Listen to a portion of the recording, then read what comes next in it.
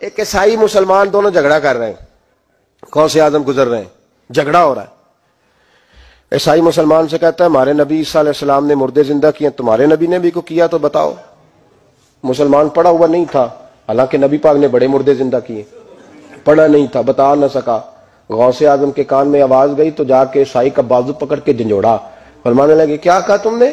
میرے مصطفیٰ نے مردہ زندہ کیا تو بتاؤں. فرمایا تو نبی پاک کی چھوڑ، میں غلاموں کا غلام ہوں، میں غلاموں کا غلام ہوں، مجھے بتا کون سا مردہ زندہ کرنا ہے. تو چھوڑ حضور کی بات نہ کر، میں غلاموں کا غلام ہوں، مجھے بتا کون سا مردہ زندہ کرنا ہے. پرانی قبر پہ لے گیا، کہنے لگا جی اگر نہ ہوا تو؟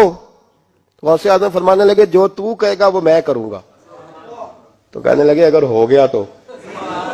اگر تو غوث اعظم کہنے لگے نہ میرے خانقاہ پہ جھاڑو دینا، نہ میرے برتن مانجنا، نہ میرے گھر کا سودا لانا. اگر زندہ ہو گیا تو بس میرے نبی کا کلمہ پڑھ جانا، بس میرے رسول کا کلمہ پڑھ جانا.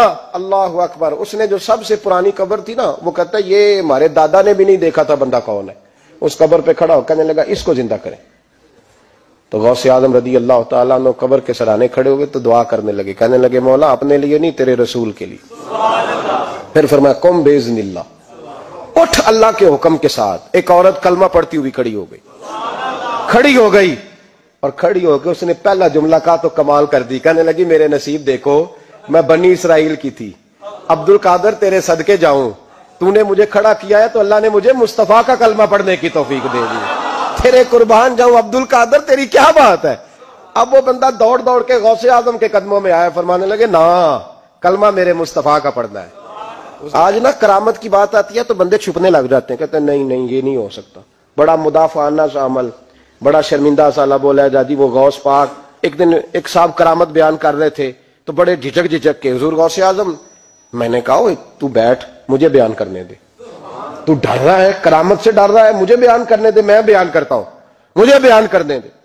ملا علی قاری علیہ رحمہ نے لکھا ہے، دیگر بہت سارے لوگوں نے لکھا ہے، غوث اعظم خطبہ دے رہے تھے، تقریر کر رہے تھے، اچانک ہاتھ آگے بڑھایا تو یہاں تک ہاتھ بھیگ گیا غوث اعظم کا. ہاں کھول کے دیکھیں، کھول کے بات کر رہا ہوں، ہاتھ یہاں تک بھیگ گیا. مرید کہتے ہیں ہم نے پوچھا حضور پانی بھی کوئی نہیں، ہاتھ بھیگ گیا. میں چپ کر کے سبق پڑھو، شاگردوں کو پڑھا رہے، چپ کر کے سبق پڑھو. تھوڑی دیر گزری، چند گھنٹے تو ایک قافلہ آ گیا، سارے لوگ پانی میں بھیگے ہوئے ہیں. حضور غوث اعظم کے سامنے کھڑے ہوئے، کہا حضور آپ نے بڑی کرم نوازی فرمائی، بڑی کرم نوازی. وہ شاگرد کہنے لگے ہوا کیا؟ تو وہ لوگ کہنے لگے کشتی میں بیٹھے تھے تو کشتی ڈوبنے لگی. ہم نے کہا یا شیخ عبد القادر جیلانی، خدا کے فضل سے ہم پر ہے سایہ غوث اعظم کا، ہمیں دونوں جہاں میں ہے سہارا غوث اعظم کا. کہتے ہیں حضور غوث اعظم نے وہاں بیٹھے ہاتھ لگایا اور ڈوبتی کشتی کو باہر نکال لیا. اور ڈرنے لگے، کہنے لگے جناب یہ کرامت لوگ نہیں مانیں گے. تو میں کہا جنہیں نہیں مننا نہ منے. ان کے کانوں کے نا پیچھے خارش ہوتی ہے جب اس طرح کی ولیوں کی بات بتائی جائے. وہ تو حضور غوث اعظم کی بات نہیں مان رہا. پڑھنا سورہ نمل پڑھ. حضرت سیدنا سلیمان علیہ السلام اپنے محل میں بیٹھے دربار میں، فرمایا ملکہ بلقیس کا تخت چاہیے. تم قرآن نہیں پڑھتے؟ ملکہ بلقیس کا تخت چاہیے. تو ایک جن اٹھا، اس نے کہا دربار برخاست ہونے سے پہلے، دربار کے برخاست ہونے سے پہلے، بے شک آپ 5 منٹ میں برخاست کر دیں تخت آ جائے گا. ہزاروں میل دور تھا. پتہ نہیں کہاں قرآن پڑھتے ہو تم. بنی اسرائیل کے ولیوں کی کرامتیں مانتے ہو اور نبی پاک کی امت کی باری آئے تو تمہیں خارش ہوتی ہے. شرمندہ سا لب و لہجہ. ہمارا لب و لہجہ شرمندہ نہیں، اس لیے کہ ہم تو جیتے اور زندہ ہی ولیوں کے نام کی برکت سے ہیں. ہمارے لب و لہجے میں تمہیں شرمندگی نہیں ملے گی. ہم اس طرح بیان نہیں کرتے کہ کوئی کیا کہے گا تو بچ کے جملے. حضرت سلیمان سے کہا آپ کا دربار برخاست ہونے سے پہلے. آپ نے فرمایا نہیں بھائی، اس سے بھی پہلے چاہیے. ایک اٹھا، عندہ علم من الکتاب، جس کے پاس کتاب میں سے کچھ علم تھا، پورا علم نہیں تھا اس کے پاس، کتاب میں سے. حضرت آصف بن برخیا تو کہنے لگے حضور میں نہ لے آؤں. تو میں کب لاؤ گے؟ انہوں نے کہا پلک جھپکنے سے نہ. اگر سارے بولے تو لطف آئے گا. پلک جھپکنے سے پہلے. آپ نے فرمایا چل لا کے دکھا. پھر آیا کہ نہیں؟ بولے آیا نا. حضرت آصف بن برخیا وہاں سے گئے کہ وہیں رہے؟ آیا نا تخت. 80 فٹ اونچا، 80 فٹ چوڑا، 80 فٹ لمبا، اتنا بھاری کہ شاید 50 لوگ نہ اٹھا سکیں.